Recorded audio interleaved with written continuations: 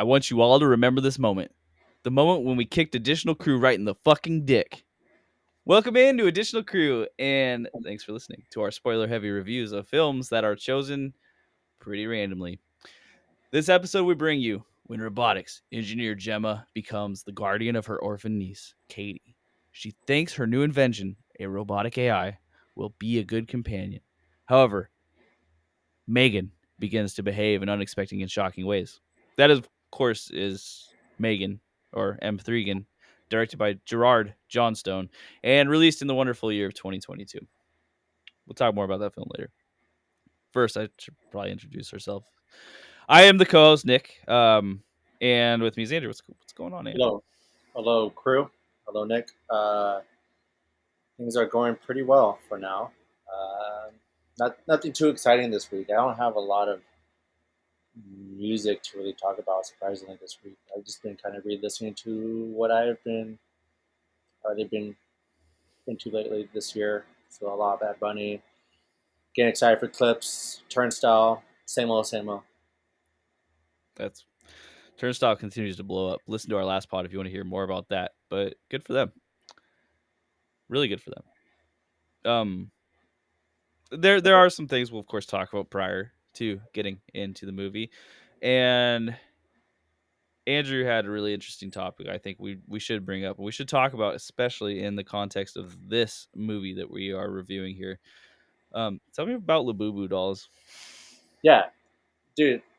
Labubu has been catching a craze like no other that I have seen since the dawn of Beanie Babies back in the '90s, and comparable to like that, Beanie Baby craze was something to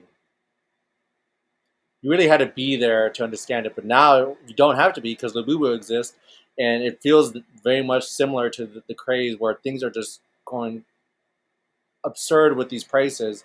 There was a recent Labubu that was sold for upwards of $30,000 just because it's collaborated with some high fashion designers. Which sure, high end luxuries are always going to exist, but like this costs more than what most people pay for a vehicle. Like, and it's an attachment item. Uh, it's the same question I had with the Beanie Babies. It's like, what do you do with these things? You really just throw them up in a case, and you're like, that was my $30K. That was worth it.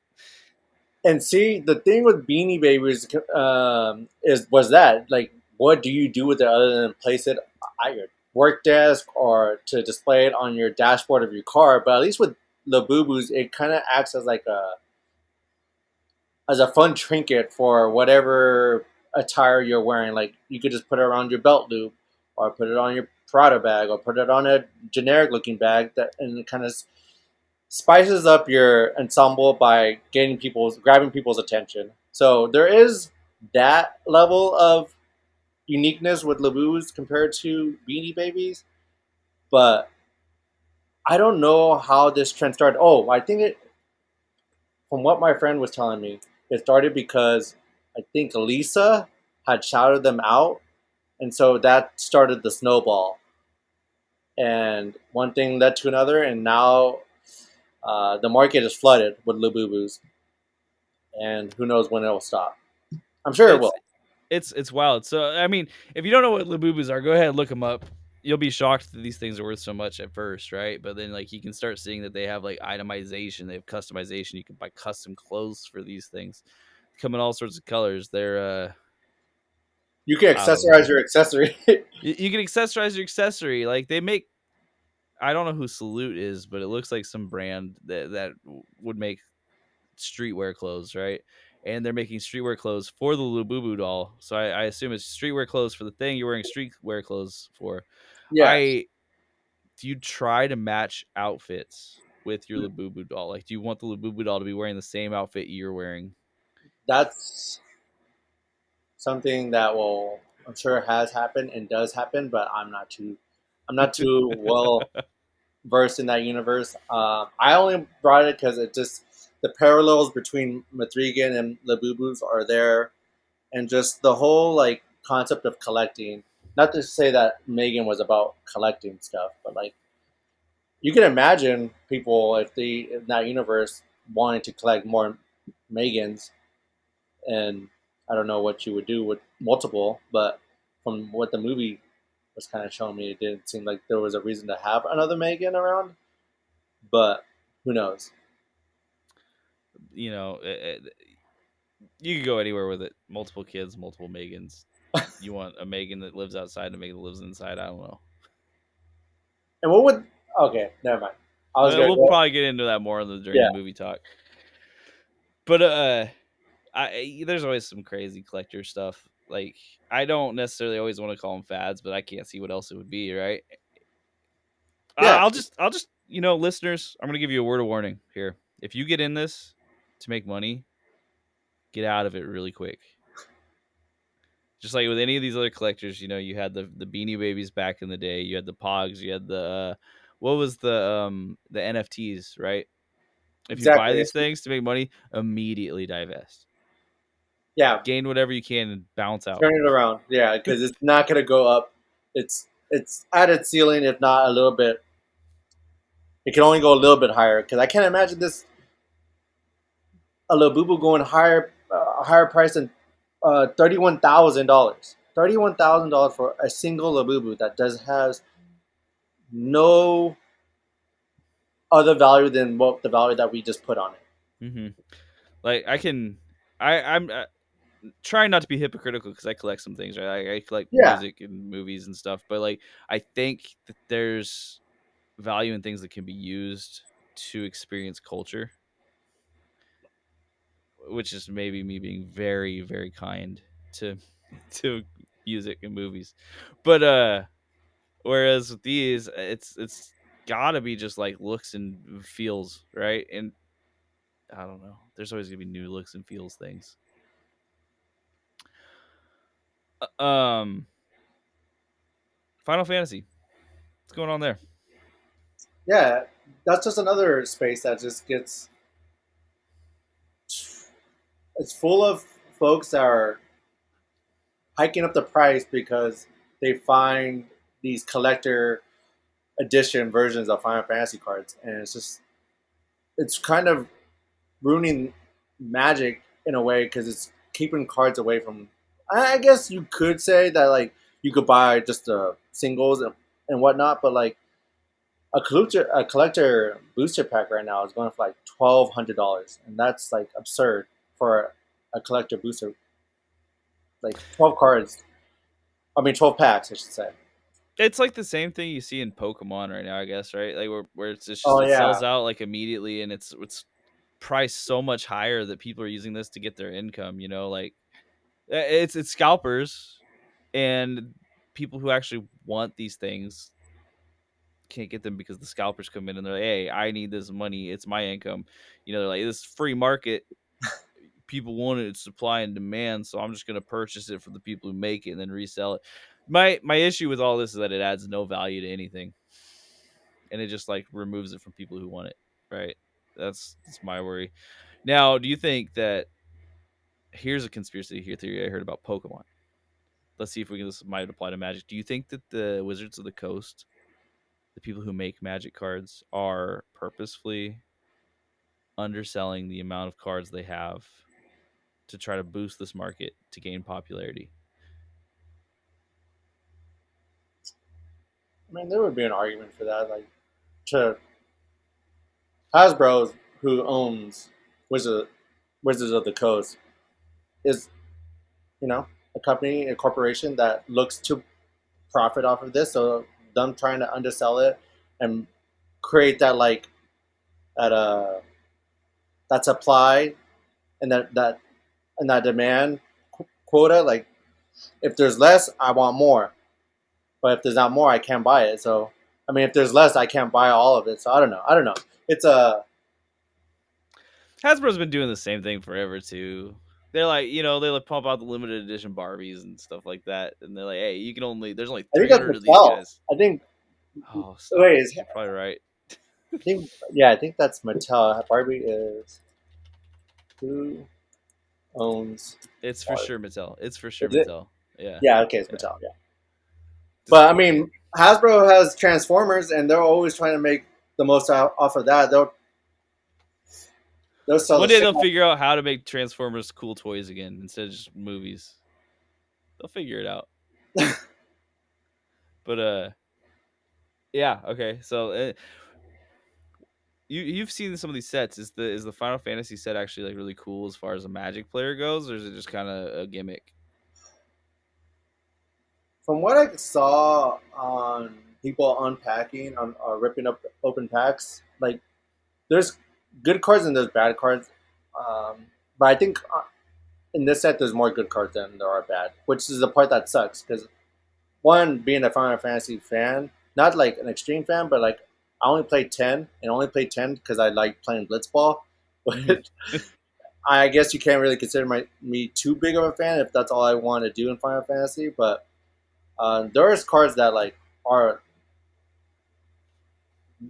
much different than their previous sets because with that I mean like it looks like there's actual quality.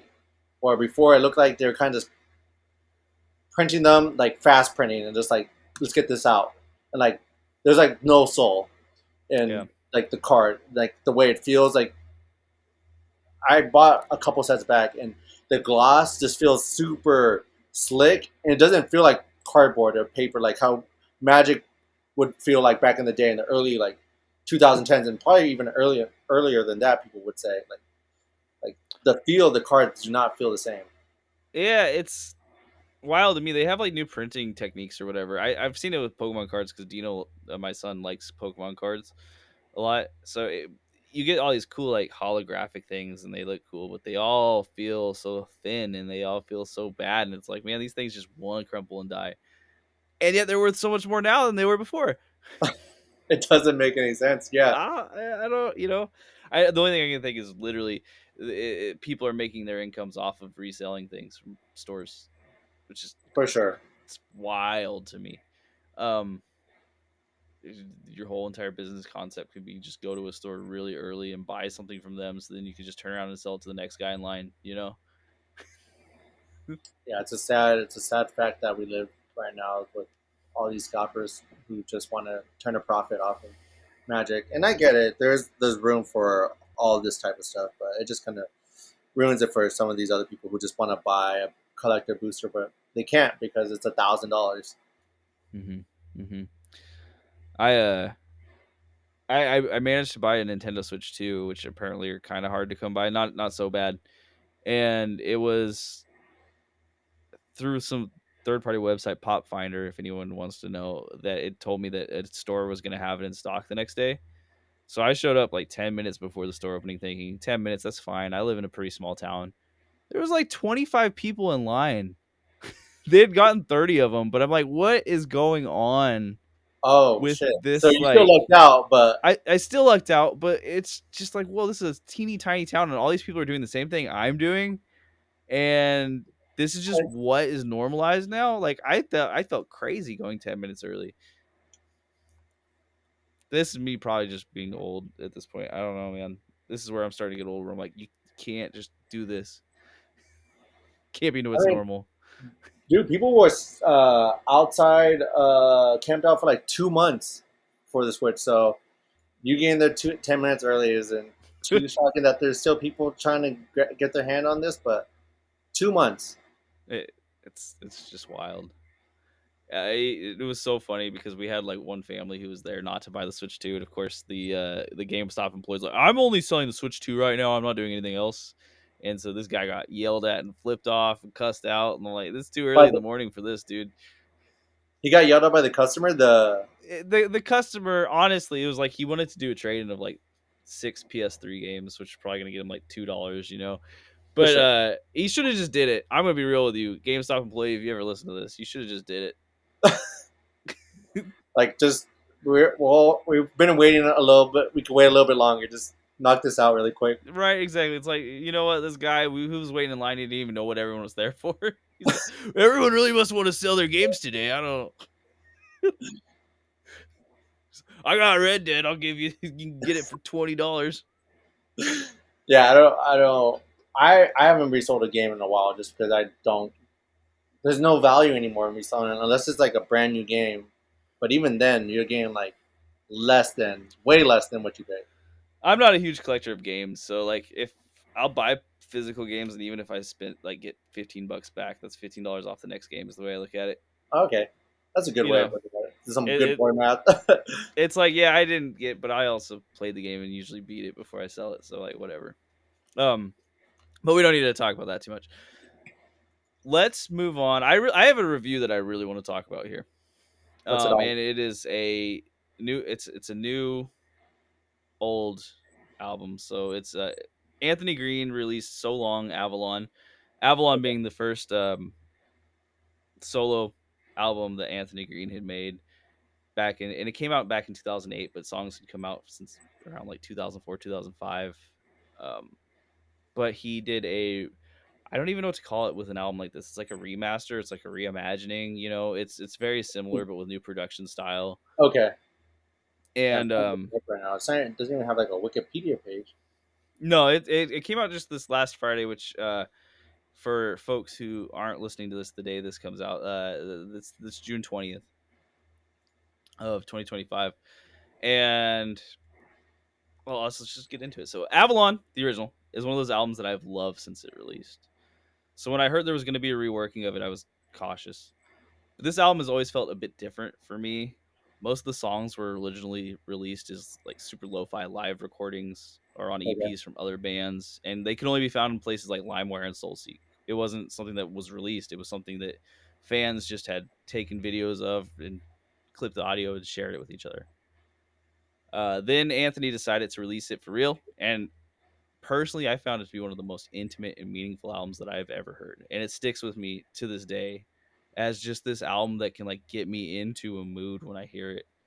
Um, so I still love this album. Like I listen to it; it's on regular rotation. Of all the vinyl that I've collected, Avalon by Anthony Green is like one of the only that I've paid collector prices for and actually bought online because I wanted to have it in my collection. Um, which I'm a huge Anthony Green fan, and like for most that would mean Circus Survive, Sound of Animals Fighting, Seosin, LS Dunes, or just like one of the ton of other bands that he would join back in the day. Because this guy's known for like post-hardcore music. He has like one of the most high-pitched voices you can imagine. It's very unique. If you hear Anthony Green on a track and you know who he is, you also know that you hear Anthony Green. There's Yeah, no very questions. distinct voice. Yeah, and I'm sure it's not for everyone, but like for me, I would always consider myself a huge fan of this dude, and it's literally just because of this album. Like, I like Circus Survive, but I don't love Circus Survive. I Yeah, like the rest of these bands, but I don't love them. But Avalon as an album was just, it's one of the few albums that I would say is almost perfect to me. damn. Um, Yeah, this is the so first time I've ever heard you talk about this. Honestly. yeah. I mean, even back in the day. So the reason, and I'll give you like a little insight. The reason I don't talk about it much is it's not like the happiest of albums, but it like cuts in Oh, such a really? way. Yeah. It is so real, and it is so kind of like, it's not dark in like a societal way, but it's very like introspective, you know. It's very empathic almost, this album. It feels like I can gush on about this, but it's one of the few albums that really does this right, where you listen to it, you can almost feel the mood that he is in when he's recording these songs. You can almost feel the place he's in when he's recording these songs. And it's not always a happy place, but I think it really moves me when I hear it, and I love art that moves me in such a way. The reworking, I am happy to report, has nearly as strong an impact throughout, and even manages to up the ante by showing as time has changed and has not changed specific feelings, because he does change certain lines based on where he's at now. Which honestly, one of the biggest regrets is that it comes off kind of cheesy in a couple songs because he's very obvious about what he changes, and you can like hear the like wink right before he says the new line in a couple places, which I don't love. I don't think that'll like age very well. But past that, it's still a fantastic album, and it still feels incredibly intimate. And I'm just gonna share some lyrics that I like find really Oh, yeah. interesting of this one, because for me, this album's got it's got a groove, but it's pretty minimal. The original, the new one has really good production value, so that's where you really get something new, and there's a lot more instrumentation going on. But it's always been about the lyrics. So uh, if you could offer only love, you'd be like a god to us. From the song "Drug Dealer." Um, I used to mind that everyone I know seemed to hate themselves, but I do it as well. Song, the song's "Drug Dealer." Do you realize that you apologize when it's not your fault, and we're just all fucked up? Stonehearted man.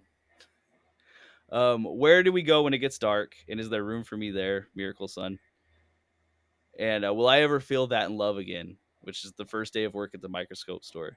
Got to get the classic post-hardcore title in there somewhere. And like maybe out of context, those don't feel like a lot, but in the middle of the songs with the kind of emotions that they encounter or they stir up, it really feels like a lot. One of the things that gets me is like in 2022, Anthony Green overdosed and was dead for 8 minutes. So he's had like huge drug issues his whole entire Oh shit. working life. Like a lot of these are written from a place of someone who's really down and bad. And not to bring down the vibes of everything. It's just what has impressed me so much about this album as I go through and I listen to so many more albums and so much more music is that he's really like one of the few that just kind of says the feeling that he has and it works. Um when I heard the new version of the first day of work at the microscope store, they emphasize or Anthony Green emphasizes, will I ever feel that in love again at the end? And it's like this album that's now 20 years past and he still feels the same way and it's worse now. And like there's happiness to be found throughout all this because, it's not all bad. But it's still recognizing that once youth is gone and like those first feelings you had and those first things you had are gone, you really have to learn how to like cope with the fact that you're not going to have that same feeling ever again. And it's just it's intense. So, anyways, Yeah. before I bring before I bring moods too much more down, I had to talk about this album because it hit me so hard. And when I was listening to it again, it hit me so hard in the same way it did the first time I heard the original. So the That's crazy. reworking worked for me. Like I've listened to these songs a ton of times, but the reworking still got me. Yeah. I give the reworking a 9.5 out of 10. The original I gave it a 10 out of 10. It's one of the albums that I would listen to front to back. I don't know that it's for everyone, but it just moved me in Exactly. such a specific way that it's great. Yeah. Not everyone's 10 out of 10 is gonna be the same. And so Mm-hmm. for you, this one really struck a chord. And you know, not a lot of albums are able to do that for a lot of people. So it's cool that you found an album that really evokes all this emotion. Mm-hmm. And I just have one question: Why? What makes the first day of work at the microscope store such a post-hardcore title? And just the amount of words, really. The amount of Yeah, words. kind of like Okay, yeah, like and with like the non sequitur Nate like idea of it, right? So this it kind this of isn't reminds me of like about. Chioda's like "Don't break hardcore dance in the living room." You can look at like all of like the Fall of Troy songs too, where it's like you FCP remix is like it's a what do you call it when you have just the first letters of each word? An acronym? Yeah, it's just an acronym. So FCPREMIX is all different words to a song title, and everyone just calls it FCP remix. Like it's insanity. It's too much to remember. Yeah. Um, it's Fallout Boy. It's not a scene. It's a goddamn arms race. Okay. These song Just titles are too long. the song titles are just too long, and yeah, it falls in line with Mm-hmm. like, I mean, Bob Dylan was doing that shit. I was trying to get into Bob Dylan recently. That's someone who I was trying to get into because I was trying to like listen to his stuff and get like a feel of Bob Dylan, so I could get ready to watch A Complete Unknown. Mm-hmm. It failed. I didn't really listen to Bob Dylan all that much. I like some of his stuff. Don't get me wrong, but like as a whole, Bob Dylan is very tiring for Mm-hmm. me. Like I need something with more noise. Yeah, And, that's fair. I think I'm not gonna. I'm not a huge Bob Dylan fan. Where I think he works is when he hits a good hook and he creates a good harmony. Even though he can't sing, it's a really good hook and a really good harmony. But it just doesn't happen all the time. And he's very like verbose. He talks a lot of words in all of his songs. So and I only brought up Bob Dylan because it just reminded me of like stuff. His titles. It takes a lot to laugh. It takes a train to cry. mhm, Like that's a long song title. Or like it's true. Stuck Inside of Mobile with the Memphis Blues again, which is actually a really good song. It's funny because you know what I had heard someone talk about like that era of like the mid 2000s was just kind of a recreation of the 60s. And I'd always thought it was kind of bullshit having grown up in the mid 2000s, right? But I think there's actually like a lot more credence to that, then I would have. Really? Yeah. If you're wondering, it's like people were comparing Scene Kids style from the early 2000s to like early Pink Floyd, and it's shockingly similar. Maybe not as much like makeup and hair dye, but like actual style is pretty much the same. Like, Yeah, I mean, being a scene kid back in the day was definitely a fad and hard to recreate. I feel like you can do it today, but it's just gonna be nostalgia bait.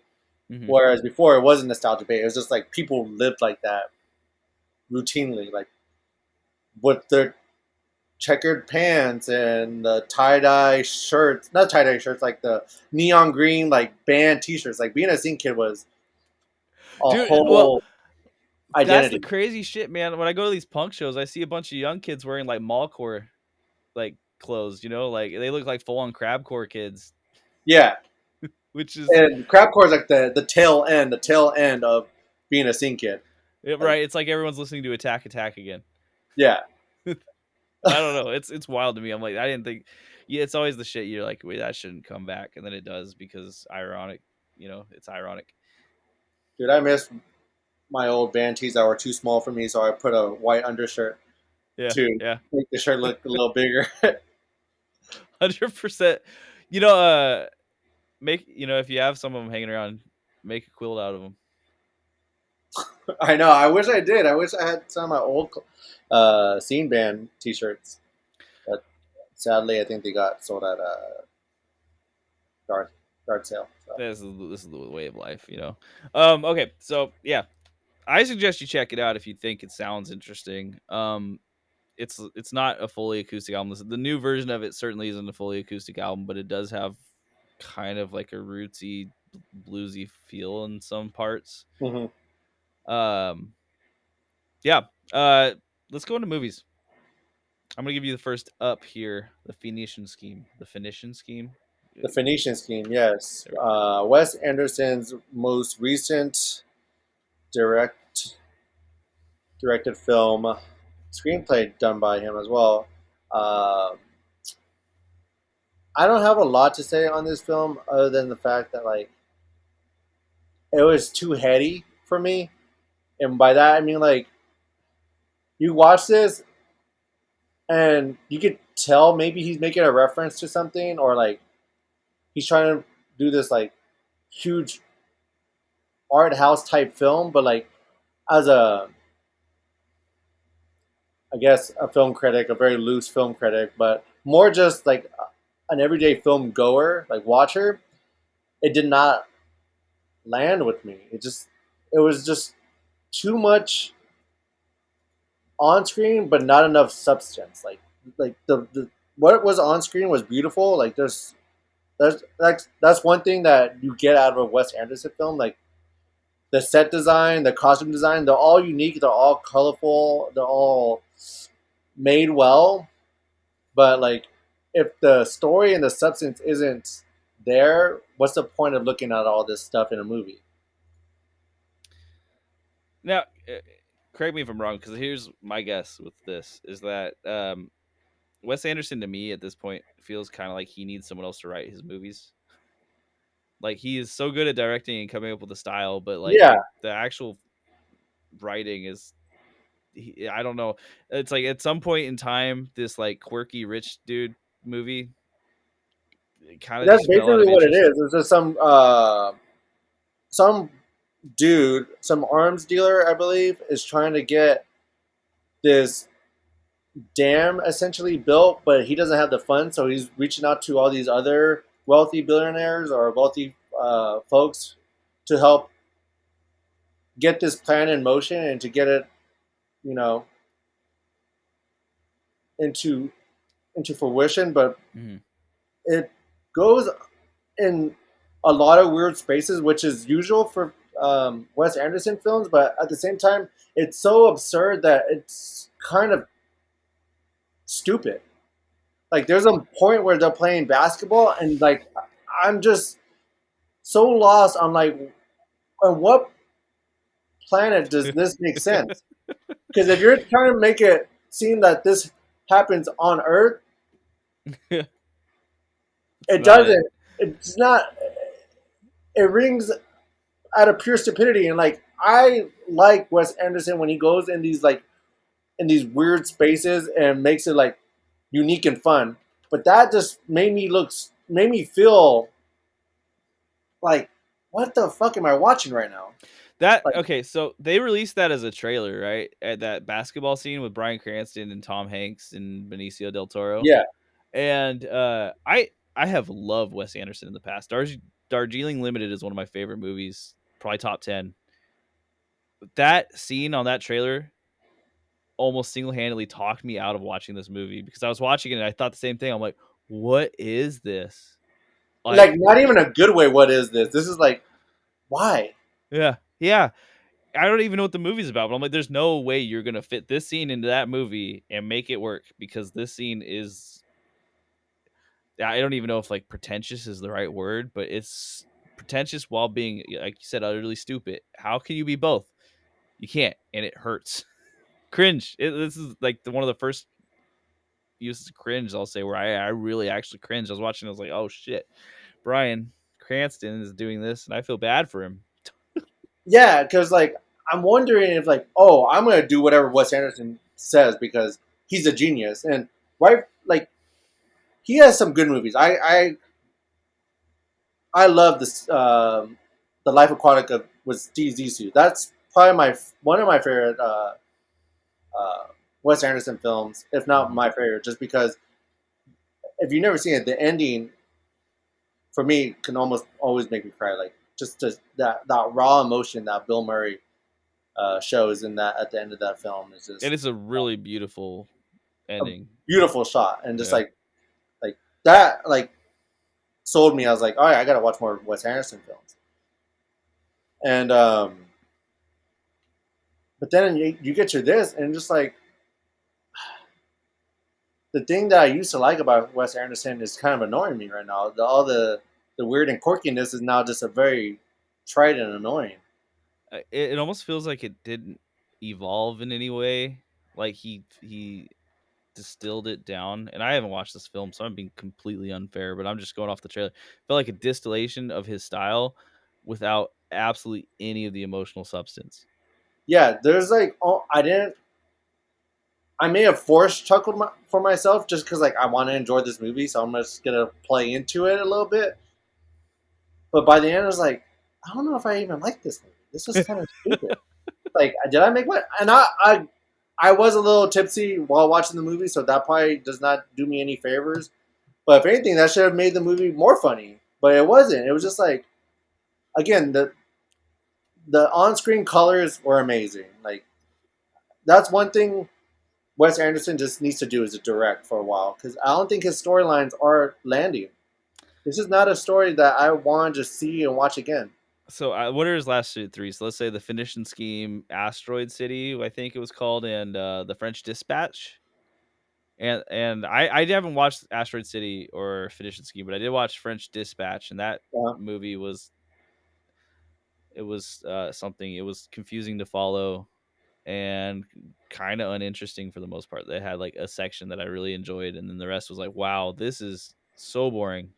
Get to it. and I think that's where Wes Anderson is right now. Like, because I'm not sure. Did he direct? Did he write those too? I am I'm like 90% sure. I haven't looked it up, but 90%. But yeah, I don't think a lot of people are have been on board with what Wes Anderson's been doing because when I went to go see this movie as well, it was with a group of friends and we were half the audience and we were a group of six. And to verify, he did write both of those. Okay, nice. Mhm. And it just shows that like Wes Anderson is, I think he's reached his pinnacle when it comes to writing. Directing, I can see him directing someone else's work perfectly. Like if the writing goes along with what he has to do, but just done differently and with more like substance, I think we have something to work with. Straight up, because I don't feel like the style looks bad. It really No, doesn't. It's just like he's lost his. I don't know. He's lost his touch on the modern person. He's like emotions. I don't have those anymore.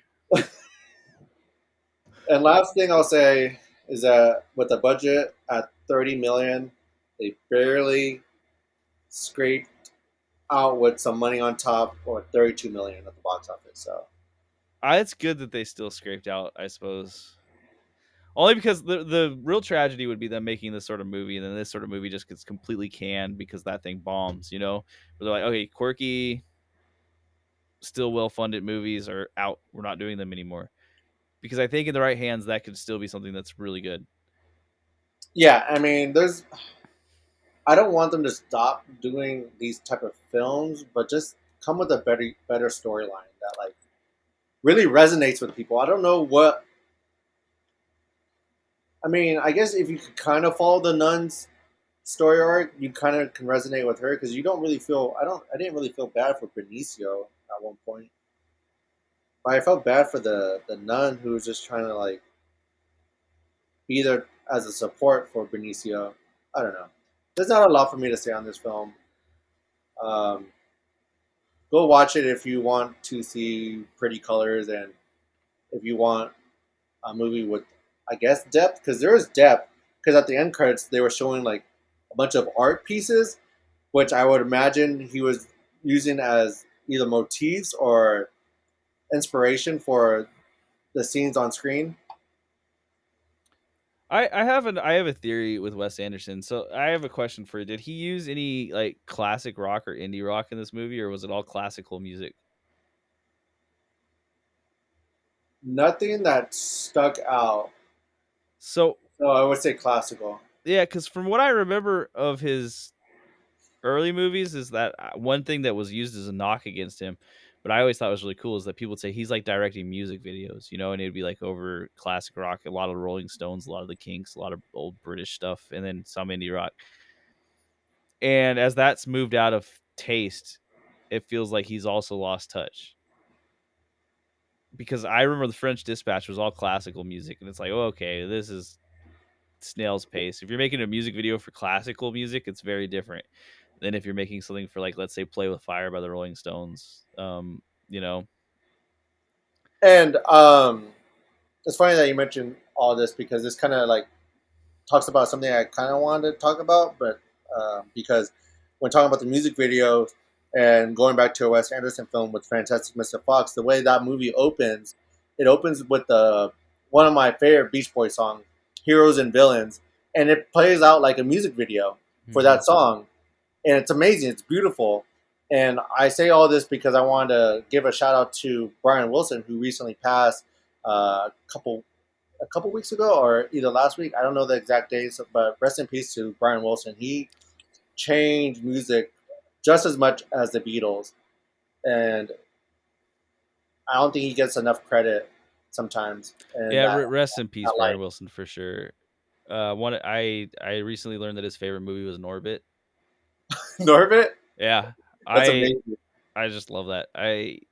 It doesn't even matter what you think about the movie. It's just wonderful that Brian Wilson had a like. I just can imagine Brian Wilson sitting there watching Norbit, And and getting it's to the scene where they're like, my friends have been like quoting this scene for to me so much lately, and it's made me enjoy Norbit because like I have such a analytical view on certain things.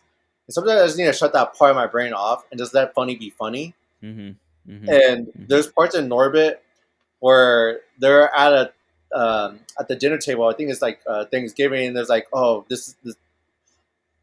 He's going down the line of the brothers, and like you get the leg, or you get the chicken breast, and you get this, and then when it gets to Norbit, it's like, oh, we saved you the best piece of the turkey, the turkey butt, and like that part always makes us all laugh. Like that shit's hilarious to me now. Like I can't look at certain turkeys without thinking of Norbit. That's see, so that's wonderful. So that's probably Brian Wilson probably really loved turkey. I may I'm making that loving turkey up, but check out the quote on Norbit. I don't know that it's for sure his favorite movie, and the interviewer kind of led him down this path to where he claims his love for Norbit, but Yeah, it's great. Um, okay, I'll talk pretty briefly about a movie I watched. This very new, so I'm gonna try my best not to spoil anything here. 28 years later. So 28 years later is, of course, the sequel. Not actually made 28 years after the original, but pretty close to 28 days later and 28 weeks later. It is directed by Danny Boyle, so the original director returns. Danny Boyle, of course, gigantically well known. He made Slumdog Millionaire, Train Spotting, The Beach, Steve Jobs, Shallow Grave. You know this guy. He's been around. He's won a lot of Oscars. Well, I don't know about Oscars, but he's won a lot of awards. He comes back. He's got the writer Alex Garland. Alex Garland, who has been very famous in the A24 circles as of late for movies like Warfare, Civil War, Men, Annihilation. He did Ex Machina. Anyway, point being, they got together a pretty good team here to come in and do the sequel. And Sequel. yeah, this is the threequel. Sequel. So the film, and this is won't be a spoiler. The film follows a, I believe they call him. He's 12 years old. He's a 12-year-old boy, and his version of living in society that has evolved on the mainland of Britain after the zombie outbreak, the rage virus outbreak, it's taken over everything. And So now everyone's living with zombies at this point, like because it's uh, been 20 years later. So now they just learn to live with them. so one of the things that you learn like immediately is that there's an island off the one of the shores. I want to say it's the North Shore, but I don't really know anything about the geography, and they don't say. But there's an island off of it that has been able to wall itself off and actually recreate a civilization. And there are people that still live on the mainland, but they're considered quote unquote like crazy. You know, like they've Sure. lost their minds a long time ago. And the zombies all look super degraded, or they've changed a lot over time. They have now alphas and different versions of zombies, and it's a whole thing. And they've got a whole entire kind of like lore going. And I assume there's going to be sequels to this. And two things stood out to me really quick. One, the editing, both in a good way and a bad way. There's a lot of added cuts and scenes of like old military stuff and paintings and whatnot, and it was really distracting, and I hated it because I don't see how it added anything to what we were seeing. But two, about the other part, and this is the best part of the editing, is that all of the graphic violent kills and stuff were done in early 2000s style, and he hit it so well. Nice. It looked just like 28 Days Later. It almost looked like 13 Ghosts, where it had like the camera cut shots, and it was like, oh, pause because the arrow hit this guy. Oh my gosh. And it worked really well. This is a movie that, as I'm watching, I can't decide if it's one of my favorite things I've ever seen or if it's one of my least favorite things I've ever seen. And it just kept yo-yoing in between these ideas. It was like, wow, this is getting brilliant. And then immediately it does the dumbest thing I've ever watched in cinema. Again and again and again and again. It doesn't stop throughout this movie. The tone changes are so intense. You go from I'm supposed to be scared to I'm supposed to be laughing to I'm supposed to be feeling joy and relief and happiness to oh no, I'm scared again to oh my gosh, this is actually ridiculously silly. It's just Monty Python level silly. Can't get a feel on what they're going for here. And yet I say that and I still would recommend people to watch it because it still has such good portions and good moments. Um One thing I'm going to say for sure if you're going into it is there is an actor in this film who looks very similar to Jason Momoa. It is not Jason Momoa, but his dick's out like the whole time. Yeah, I heard there's a lot of full frontal. I think that's the one thing people keep talking about. Yeah, and there's a reason for it. I mean, it's insane. And you know, it makes sense in the scheme of the movie, kind of as far as anything They're not is. just throwing it in just because, like, oh, we could do this. It kind of plays a part. Or do you think they're just throwing it in as like, we want to see this guy's dick? Well, I mean, in 28 Days Later, they showed off what is it, Killian Murphy? I think they showed off his penis really early on too. Oh, they did. Yeah, I when think he's you're in the right. Yeah, hospital gown. Yeah. yeah. So that's just a Danny Boyle thing at this point. Maybe it's just him throwing a little tip of the hat. Like I like this in my movies. One thing that really stood out in this movie for me is that I don't know how I was gonna like it, but then Rafe, fine, Yeah, Ray Fiennes. Rafe Fiennes, he showed up and he's just such a good actor that he really glued the whole film together for me. I think I was like really on the cusp of not wanting this movie, like not into this vibe, and then he showed up, and I was like, you know what? All right, okay, I kind of feel better what they're going for here. Like he glued it together to the point where I can say it was a very entertaining and interesting watch. And it's not that it had no depth or nothing underneath it. It's just that I felt too many different things in an hour and a half to come away with any like strong specific feeling. And there's a moment in this movie, and I suppose skip ahead 15-30 seconds if you don't want to hear anything, where you're supposed to feel uplifting joy from something that happened, and it is just so out of place and just does not work. And yet they're playing this like really uplifting music. They've got the sun rising, they've got, Ray Fiennes is like clapping for him down on the bottom level. He's like cheering this person on. And it's just like, Danny, you can't. This is not the moment to do this uplifting moment. This isn't like some teen movie that we're watching here, like Peanut Butter Falcon or something, where it's like, yes, you can feel this heart, you can feel the growth. What just happened is crazy. And it shouldn't be treated this way, but it almost makes it work. The movie feels insane. I am actually really impressed because it feels like they made an art house movie into a major motion picture. And one thing I'll say is Alex Garland has done this to me a couple times. Is that at times it feels like a weird British fairy tale, and he did that in Men too. Where as I'm watching it, I'm like, I feel like I just got sucked into a weird British fairy tale book from the 1600s. And this movie actually did that to me a couple times. I'm like, Alex Garland, you need to make a weird fairy tale movie. You just need to do it because it will be one of the best things I've ever seen. Because I love this vibe, and I just wish he would lean into it. So anyway, I'm giving it a 6 out of 10 with the recommendation to watch still, even though that's not the greatest score. The soundtrack is by the group Young Fathers, and Oh, okay, yeah, so yeah. They're like a Scottish group, or I think and the movie's very Scottish, very Scottish. And their soundtrack is incredibly good, if not really okay, yeah, I got it distracting. right. Nice. Yeah, A- Scottish band from Edinburgh. And there, it's an active soundtrack. They're singing. It's not just like background soundtrack music. It is full on songs going on. Oh shit. Uh, Okay. it's distracting at times, really. Like it's not always great. The songs are very interesting throughout, but like combined with what you're seeing, it might add to this tonal confusion. I would listen to the soundtrack though, because it was very interesting music and pretty good. Yeah, I think that was a big thing back in the day with 28 Days Later. Like their soundtrack was really good. Like Hmm. I think there was a Granddaddy AM song that people were playing like crazy. Yeah, and I don't know if you ever listened to 65 Days of Static. They were like around during that first like post rock wave where post rock was getting kind of big. They Yeah. did they did all the background music and it was really good. Okay. Yeah. Yeah. That's what I remember. So yeah, I think that's good to hear that like they put effort in the music because I think a lot of what the movie is helping to create is the on screen, but also at the same time this auditory response with the sound and the music behind it. Yeah, yeah. And for all the credit in the world, this movie does seem like it takes zombies and it attempts to do something with them that still feels unique, which Unique and is new. a hard thing to do with zombies at this point.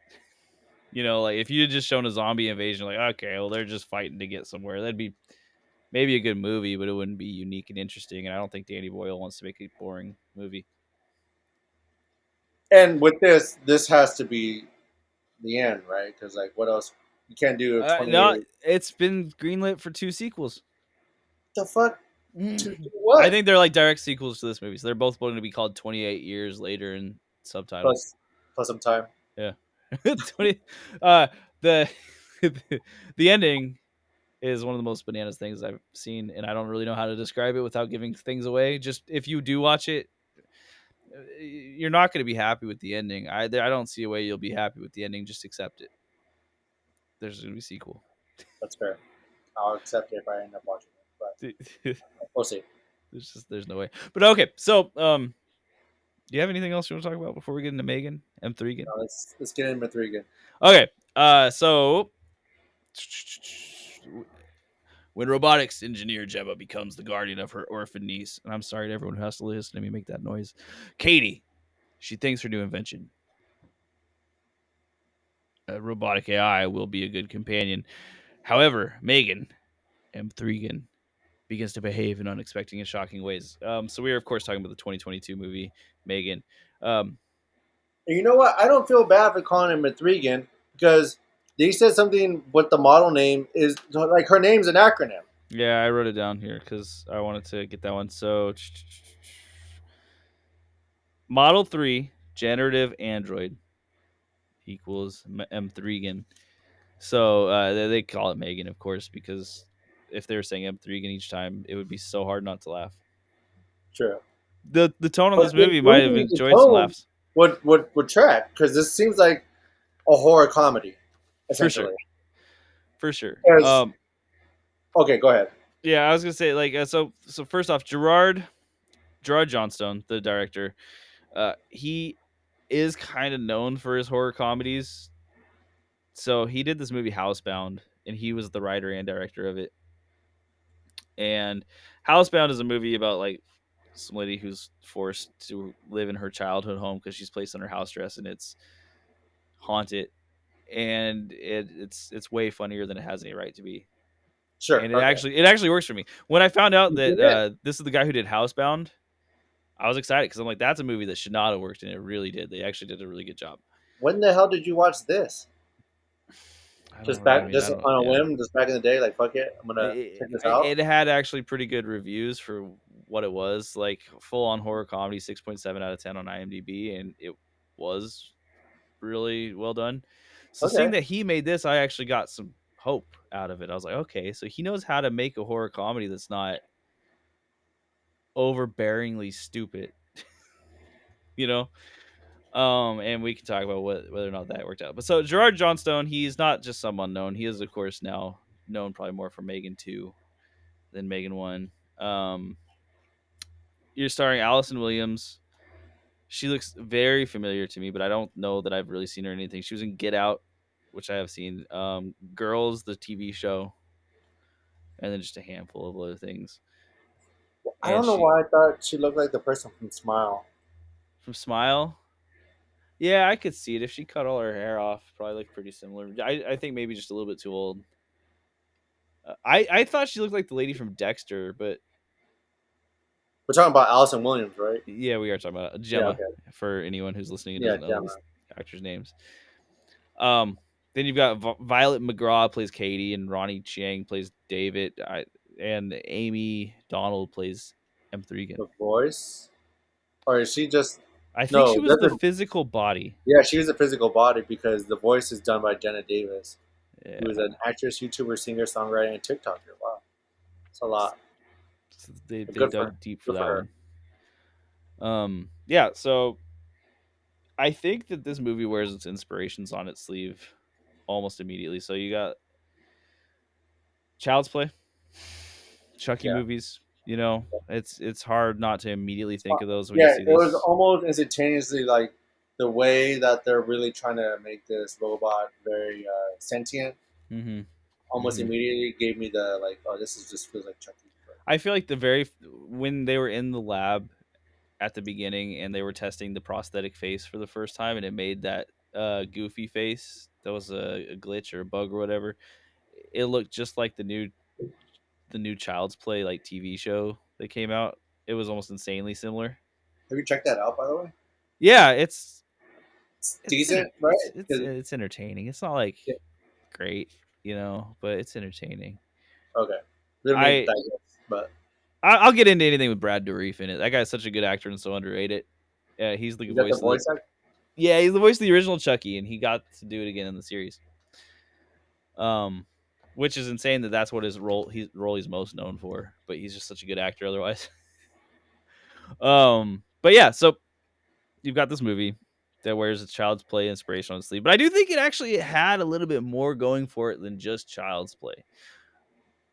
which I think it actually like allows itself a little bit of room to introduce concepts based on AI, based on parenting in a technological world, uh, based a little bit based on company ideals and where like someone's head should be.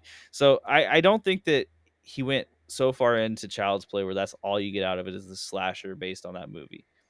Yeah, because I wouldn't even call this a slasher because there's only a few handful of people who get killed by Megan. Yeah, so I watched the unrated version, and on the unrated version, it felt very slasher because there's a lot of gore in it. Oh, really? Yeah, I didn't Yeah, watch the unrated version. Mine uh, was a PG-13 rated.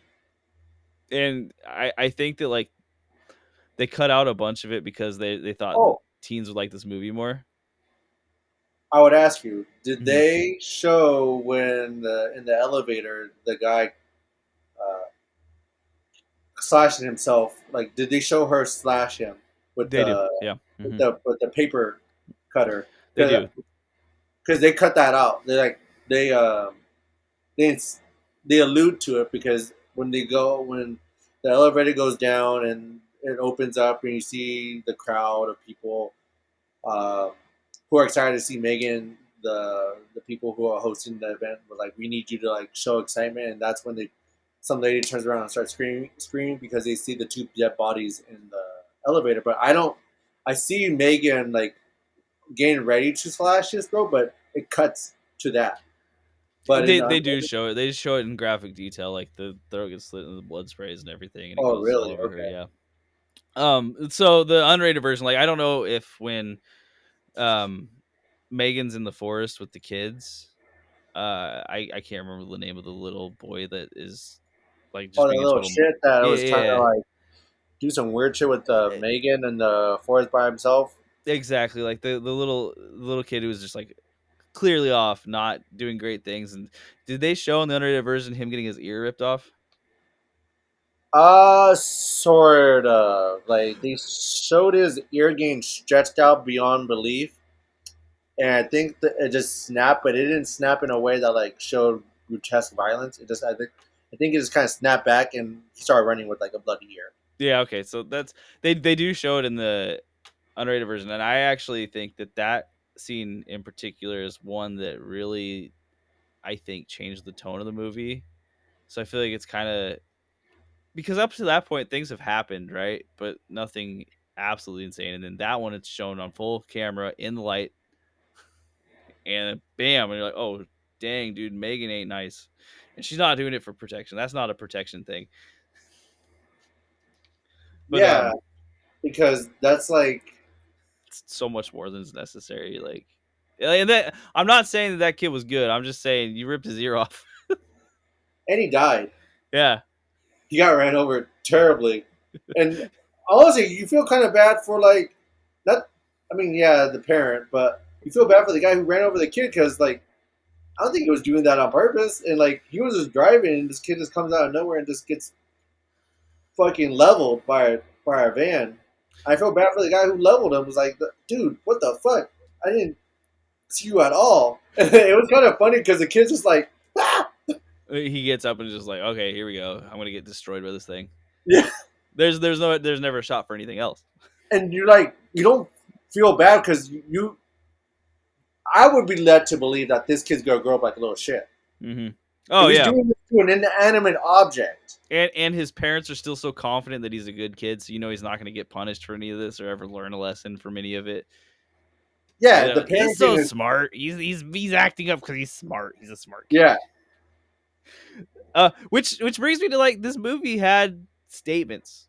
It had miniature statements all hidden throughout it, which I thought was kind of interesting. It's like parenting in that one little bit where they're like, "Hey, look, this little shit's gonna be part of society and considered great because these parents are just like greenlighting this jerk the whole way through." yeah, It also talked about parenting and the fact that Gemma doesn't spend any time with Cady because she bought her a toy instead of actually becoming her guardian. yeah. She basically pushed all responsibility to Megan. Mm-hmm. Mm-hmm. And at what point does parenting become parenting if you're not the one parenting?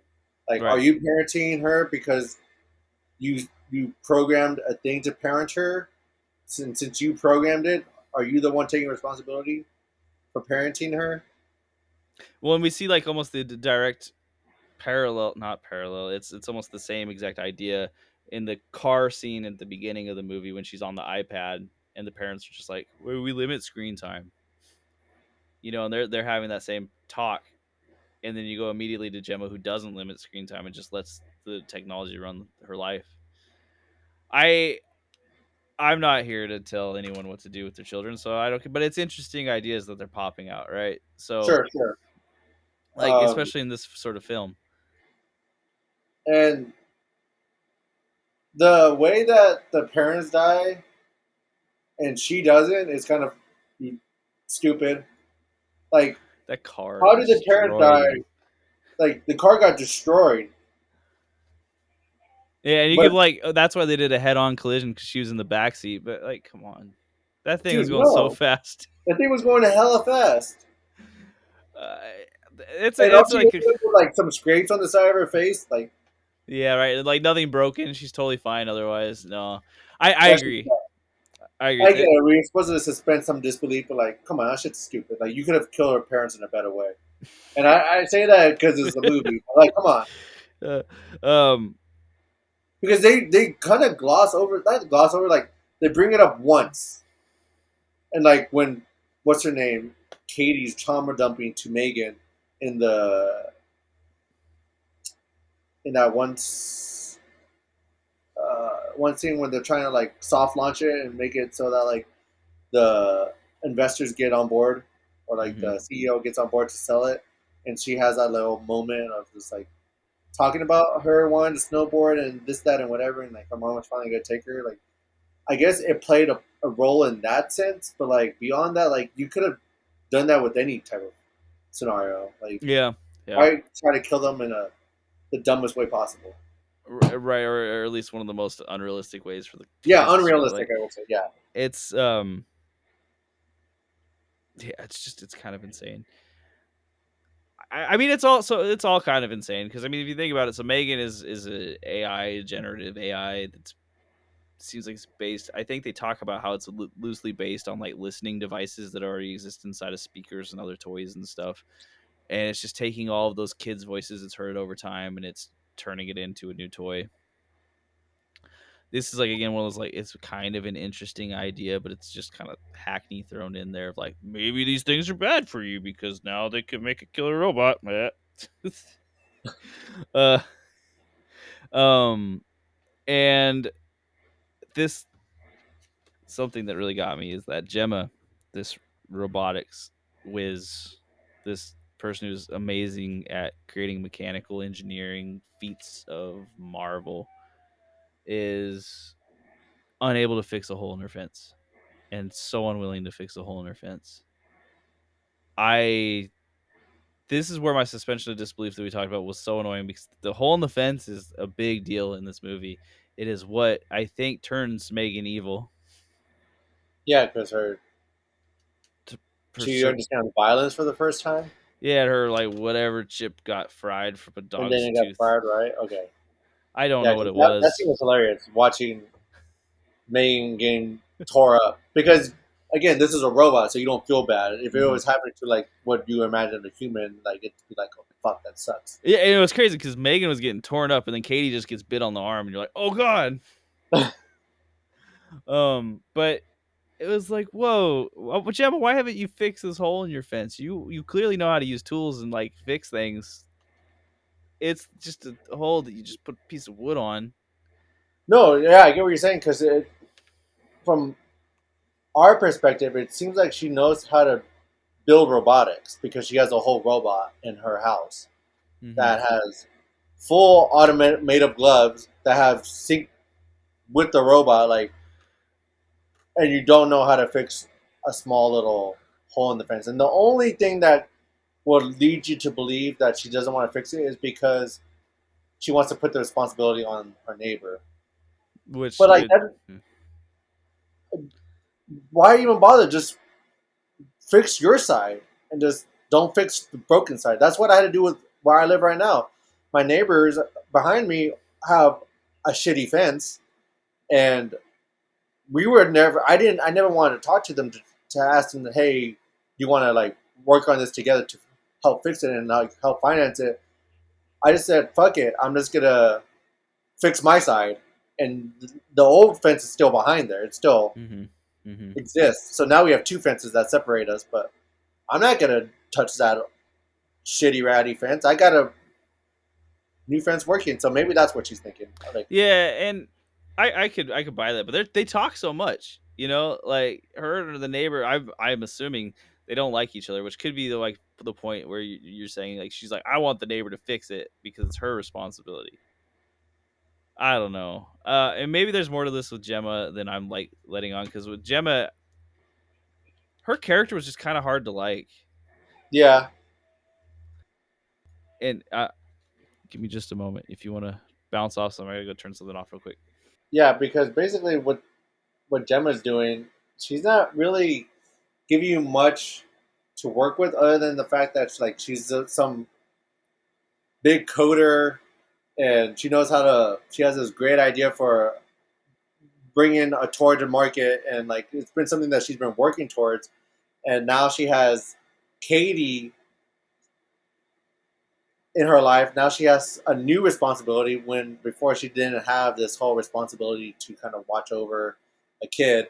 Now she has to try to basically get this product launched while at the same time not lose Cady.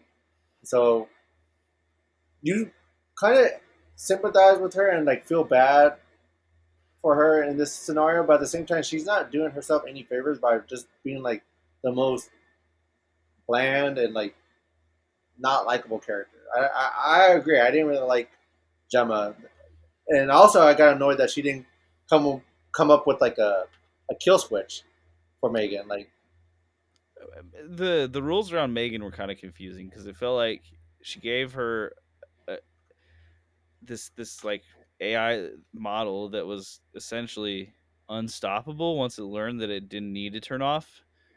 But how come Megan could connect to everything? How come Megan can make lights flicker? How come Megan could like emulate voices and Wi-Fi intercept calls? yeah, because I'm trying to remember if there was a moment where she like links up, but maybe you just imagine she's linking up through Bluetooth, and like that's how she's getting the workings of their network. Yeah, and I mean you can explain away I guess enough of it as like a learning behavior, Because what right? is she? How is she powered? Is she battery operated? Did they kind of explain that? Yeah, she had wireless charging inside of the seat where she slept.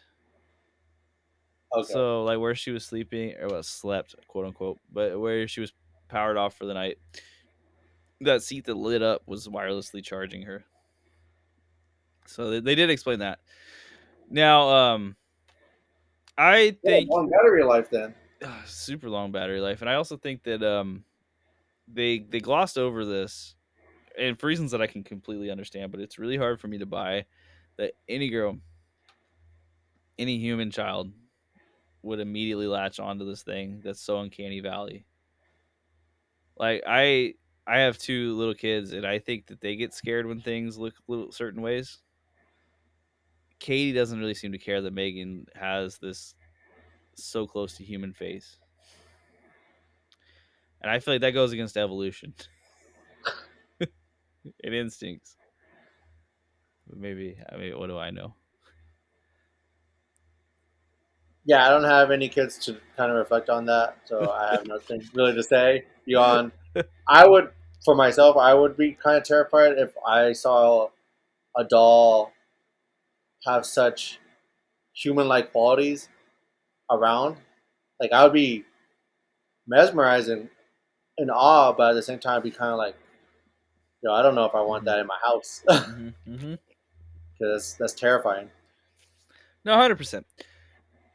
Um, so like there's just inconsistencies in the plot. So I don't think that you can go into this one as like a serious hard sci-fi movie or seriously hard movie that it makes a certain point and think, okay, this is gonna make sense and it's gonna work. Like for that purpose, I really think that James Wan, one of the writers and also widely popular guy who's known for all of the well, Over. not all of them, but most of the popular horror movies that are out now. Oh, yeah.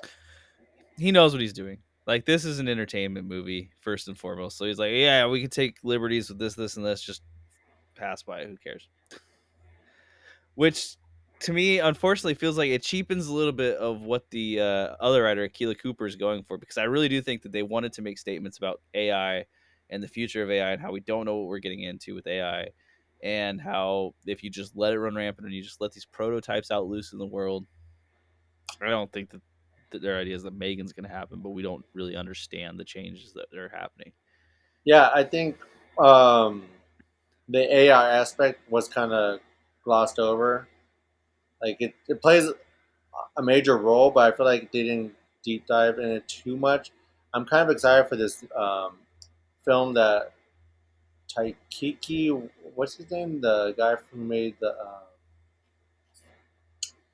What We Do in the Shadows, the Thor movies, Oh, Thor Ragnarok. I don't know actually. What's his name? Yeah, Type. Taika Waititi. Okay, okay. He's making a film called Clara and the Sun, which is a book I read, and that movie's supposed to be coming out later this year or maybe next year, early next year. It's in production, and I think that will have a better take on AI and what it's like to live with an actual android friend. Whereas in this movie shows you the horror of what can happen if AI goes rogue, which I think is done very comedically in this film, but there's some level of horror behind it where like the idea of it going rogue, like yeah, essentially. Yeah, and it's like mixed with that and the idea of like parenting done by devices, right? So not just like iPads or whatever, but like by AI. Um, it's a surface level take. It doesn't really get super deep. Um, the thing I would say about the the way this movie took off is I don't even know why people gravitated to it so much because I thought this was gonna be like a flop when I first saw it. I thought this movie was a joke back in the day.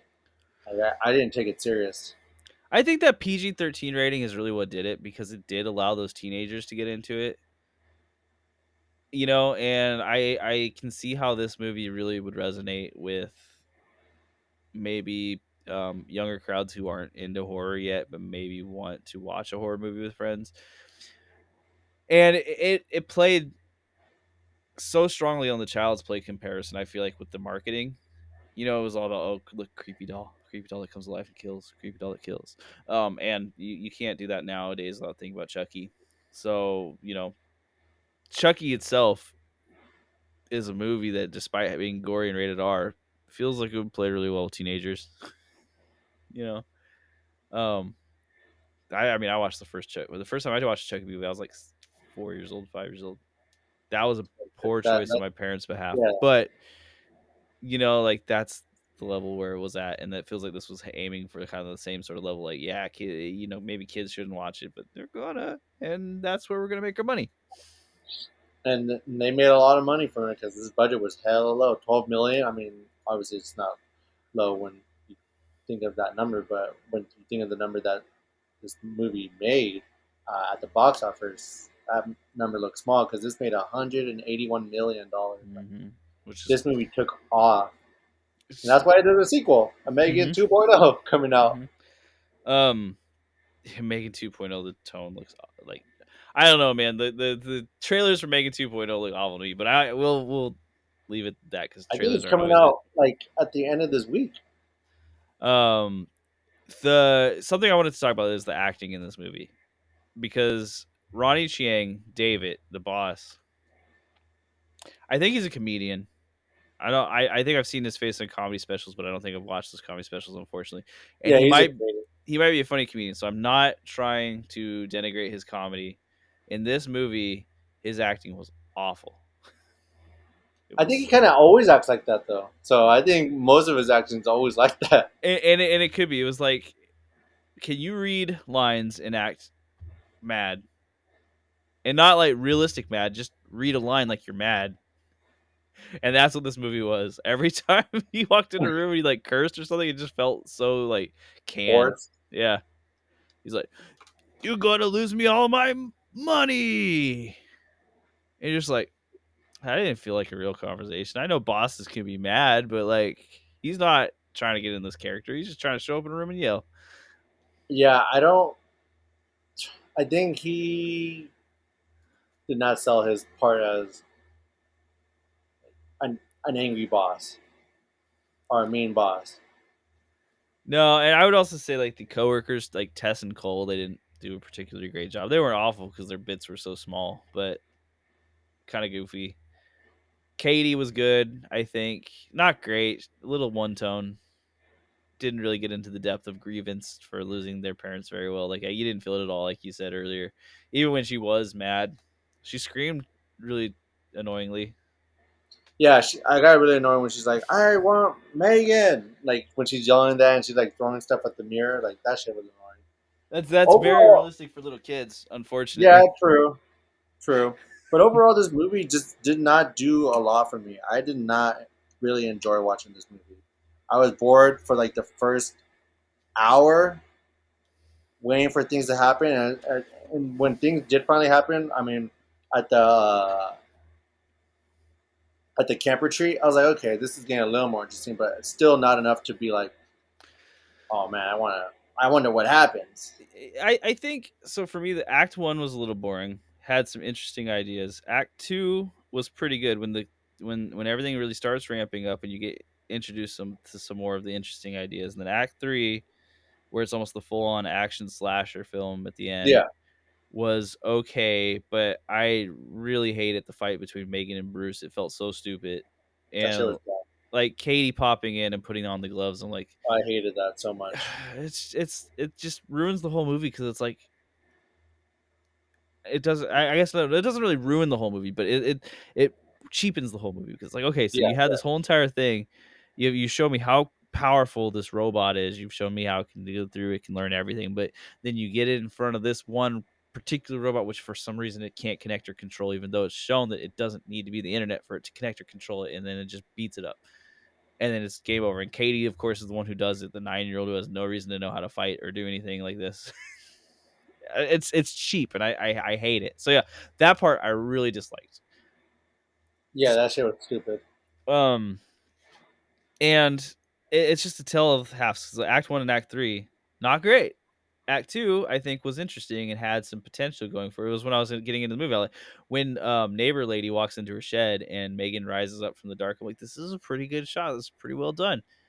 Um, but just not enough. You know, it's not enough to carry the whole film. So I wanna ask you something because okay, I found the note here and I do want to talk about because there is one thing that I really one line on this movie that I really did enjoy, and it's when Gemma and Cady are talking to each other. I can't remember exactly what scene, but Gemma says Megan's not a person; she's a toy, and Cady responds, "You don't get to decide that." I like that because I think this is where that kind of interesting idea behind what AI is and what it isn't gets kind of used in it doesn't delve deep into this, but I think that it could have delved deep into this and made itself even a stronger foundation for future movies. But I got thinking about it and like so all these kids that are growing up right now, let's say my kids, right? Do you think that they're still gonna like listen to AI music and be like, wow, that's just robots? Well, that sucks. Or you think they're gonna just listen to AI music like music? You think they're gonna watch like AI pictures and art and just be like, that's just art? Do you Yeah, think the at what point does AI just stop being out of the conversation and just become a part of everyday life? right? And for me, it has to be with the kids, right? Because the kids will The normalize new anything. generation, yeah, they're the ones who are going to be the ones who are going to be talking the loudest, who are Hmm. eventually going to change what we define as AI and not AI. I will we'll be like 50 years old, like somewhere, and one of the kids will be like, "Yeah, have you checked out that new song? It's by I don't know. They have names for them. Will I am knows them. the robot rappers, and I'll be like, yeah, that's not real music. That's made by an algorithm. And they'll be like, yeah, old man, algorithms are real. Our our bodies are algorithms, our minds are algorithms. And I'm just Yeah, like, how are you gonna this tell me is shit. that that sounds any better than what the other person made, who Uh, doesn't know an algorithm? I don't I know. if for nothing else, the one part of this movie that is sci-fi and is good is, in my opinion, that one line, because that one line had me kind of spiraling for a minute of like, wow, okay, this is potentially an avenue to navigate. And like right now, if you're listening to this in the future, AI isn't new, but it's developing very rapidly. So it's always Yeah, constantly taking over and doing something new. And I'm like, how long until we reach this point where like, what's the difference between its existence and consciousness and our existence and consciousness? And I want to be clear, this podcast isn't going to answer that question, but you got to think about it. You see a lot of like killer robot movies.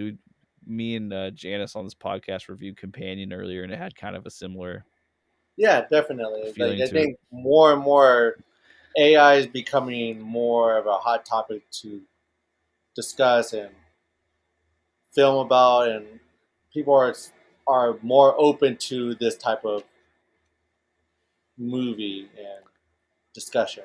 Have you been around people that use Chat GPT like we used to use Google? Like, Yes and no. Like I think when it first came out and like everyone was talking about it, like when everyone was talking about it, like I think last year, I I would hear and see people routinely use it, but now I don't hear about it as much. Not to say that they don't, but people aren't talking about it as like they used to. so I have some people in my life that instead of like asking questions to Google, they just ask it directly to Chat GPT and just go with Like whatever they, it says. oh shit, okay. That's crazy to me. But this is where I'm like, is this my moment where I'm jumping the shark right now?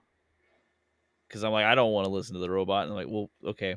But people are just literally asking all their questions in the Chat GPT as opposed to asking it to Google. Yeah, and like whatever Chat GPT feeds us, are we gonna second guess it? I mean, we don't really second guess Google. I'll be real. Well, if you read, I guess what you're saying, yeah, it's true because I'll Google something is like, and I'll get like an AI generated answer. I'm like, oh, that sounds right. So That yeah, I get what you're saying. that's I asked them about this because I was like, I can't. You're just using Chat GPT this way, and they said the same thing. They're like, well, Google just gives me an AI answer anyways, so why not cut out the middleman? And on It's just that on that case, I was like, all right, okay, I can dig that, but it's it's scary to me. I don't know. This is the one where I'm like, wow. Um, sorry for the segue. That's not movie related. This is 100% just AI related. There are a couple things I have to bring up. So Gemma letting Megan stay at the school has to be the dumbest decision I've seen in any horror movie in a long time. And we're talking about say where. at the school, the outside school. So before the whole ear ripping scene where she kills the kid, when they're in the car and Katie's like, "No, I'll only go out there if Megan stays with me." And Remember which part where this was at? so it's when Gemma's like, "Okay, you got to go to school. You got to socialize with other kids. You can't just be around this robot." And she takes Katie to the school out in the woods, and Katie's just refusing to get out. The counselor's like, "Come on out, we got a place for you." And then she's like, "Oh, you can put your toys at the table over there." Oh, okay, okay, yeah, And Gemma not only has this doll that she doesn't really understand exactly how it works, like she does and she doesn't, but two, it's a prototype that they're thinking is worth just oodles of money. No one even has a number for it. They think it's going to revolutionize everything. She's just willing to put it out there in front of the public like that. I know that was dumb. That shit was stupid. Like, aren't you supposed to protect this? Like, because you're afraid that it's gonna leak out to the public. And I mean, at what point? At some point, it does because the guy was doing some insider. I think Kurt Uh, was his name.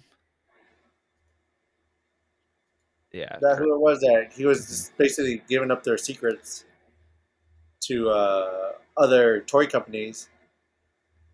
Uh, but you got Gemma over here just parading Megan Yeah, he for he did anyone to see. he didn't even need to. All they would have had to do is follow her around for 20 minutes, and they would have had the opportunity.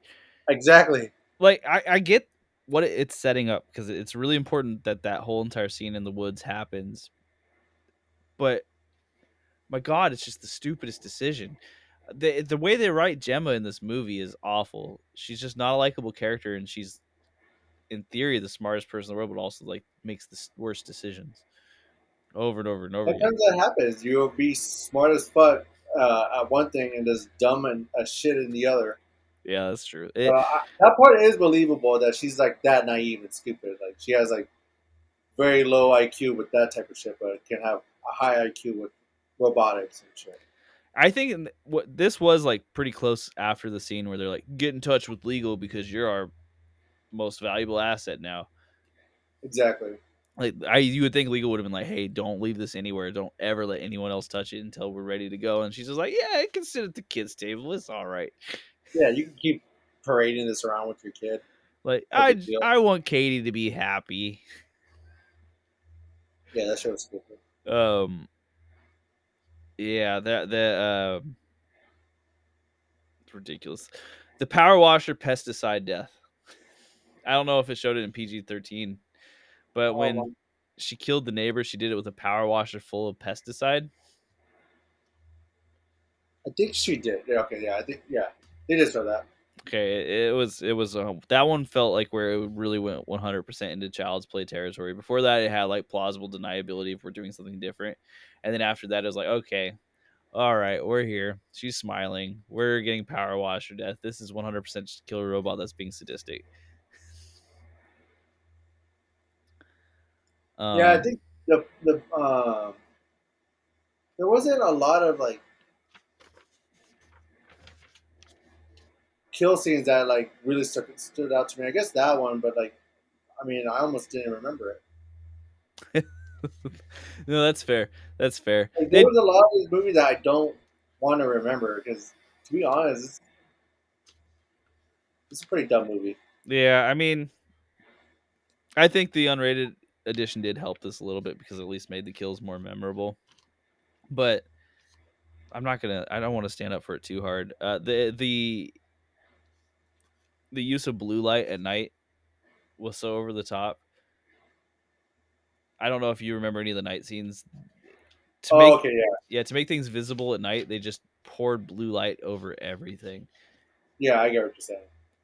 And it was it's clever, but it also gets to be too much at a certain point. It's like, okay, there's a difference between blue light and making it realistic versus just you're flooding the streets in blue light and now it just looks like daytime but blue. Um But you gotta cut. Maybe that's the way of cutting the budget and making it not be so expensive to produce. Yeah, and I mean, you got to use night scenes, and I think people complain about not being able to see night scenes. I'd certainly be annoyed if I couldn't see night scenes. So, um, yeah, unfortunately, I don't. Yeah, I don't have a ton more to talk about with this movie. No, I think I'm pretty spent on this movie. I don't really have anything to add really either. So, I'll go first with my review. So, story, I'm giving it a 2 because it is very derivative of Child's Play. It is not that interesting, and they make really poor choices to make everything work. And frankly, having Bruce at the end, that robot that connects via whatever this is, Yeah, the hand turn the on. be having that be the main reason why they all survive and get out of this. I hate that. It was so frustrating and so stupid, and it just hurt so bad to watch Cady pop in and be like, "I'm gonna save you," that I can't give it anything better than a 2, even if there was interesting ideas behind it. It definitely felt like they had just ran out of an idea on how to end this movie, and they're like, "Okay, we got to get Megan back in the box, but how do we do it?" Oh, no, we got Bruce over there. Oh. Oh, Uh, we haven't talked about that. the acting, I'm giving it a 2.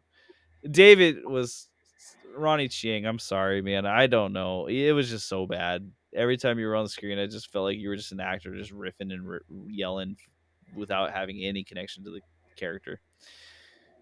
Like Gemma and Cady, they weren't bad. Cady though was flat, and Gemma, I hated her character, so it's really hard to judge her acting. But it's a two. I will say though, the Amy Donald, the lady who did the physical body movements for M3GAN, did a very good job, because I think that's kind of what they use as the chief way to scare with M3GAN. Is once you got past how smart she was, she used her body language, and they did a pretty good job of body language. I don't. She wasn't exactly a contortionist, but she moved in weird robot ways. If you can imagine like someone dancing the robot, but like to an industrial dark wave song, it's probably the way M3GAN moves. Still a two. Cinematography, giving it a two because nothing super stood out. I didn't hate it per se as much as this makes it sound, but I don't think that it had any moments where I was like, "Wow, this is really great." And I think there were things that could have been done better throughout the film. Pacing was a four. I give it a strong for pacing because it didn't feel like it was the longest movie ever. Hour 42 minutes went by pretty well. And sound, I'm giving it a three because I don't remember the sound, so that means it didn't hurt it and it didn't help it. That brings me to a 5 out of 10. Yeah, I don't think I'm gonna go very far with that score because I'm leaning more to agreeing with you on a lot of what you had said. Mm-hmm. Uh, Minus the pacing, for me, this movie felt very long. I was bored the first hour. I was like, I kept looking, and like at the time, runtime, I was like, fuck, I still got 40 minutes of this. How are they gonna make this better? Like, I was so bored, and like everything just felt so, I don't know, run of the mill type shit. Like with these evil doll type movies. I guess Chucky kind of just plays too much of an influence on my viewing on these type of movies. I'll just say that Megan didn't do new stuff with what they had, but it just I feel I'd rather watch Chucky just because at least I guess this movie doesn't try to take itself serious at times because there is comedy in it, but for the wrong reasons. There's comedy. Like I was laughing at like how bad some of the acting was, or I was laughing at how bad like how stupid M3GAN looked at times. But I guess you could say the same thing with Chucky. I don't know. This movie just wasn't fun for me to watch more than once, and yeah, I'm just giving this like a straight 4 out of 10. I'm not gonna rewatch this shit again, and I'm Yeah. not even excited to see M3GAN 2.0 unless someone like M3GAN 2.0, I'm gonna be real with you. It looks like a weirdly packaged superhero movie. I. I believe you on that because I have not seen trailers, but I can't see them doing anything other than trying to be a superhero movie at this They're point they're now. they're they're trying to do the whole Terminator thing, right? Where in Terminator 1, Arnold was the bad guy, in Terminator 2, Arnold's the good guy. And they're trying to do M3GAN's the bad guy, now M3GAN's the good guy. And it's not ringing true to me. Oh, Yeah, it looks bad.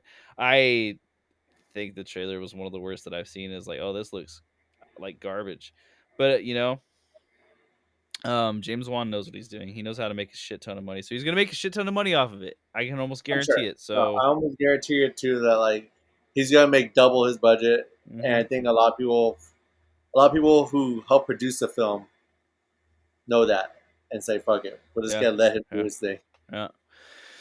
So the next film we're gonna watch, because I'll just jump into it. Oh, I actually do want to say this first off. If you want to watch a good horror comedy, go watch Housebound. We talked about it earlier, but go watch Housebound. It's by the same director. So this director is not a terrible director. Housebound was a great movie. Had no right to be. I want to check it out. Yeah, Yeah, that because one's I pretty good. there were some funny parts in this movie, but I don't think there was a lot to go Hmm. off of. Whereas, yeah, with Housebound, I felt way better, and it was funny the whole way through, and it did have actually like tension. You know, this movie was lacking all tension. Yeah. Um, yeah. Okay. So the next podcast we are going to watch the 1998 film Dark City by Alex Proyas. Um, check it out. It looks pretty wild, pretty interesting. It's getting a new 4K Blu-ray release, so that's kind of where this decision came from, and I am excited to see it. So Dark City coming up next. Hell Um, yeah. Excited. yeah. Till then, I have a new primary user.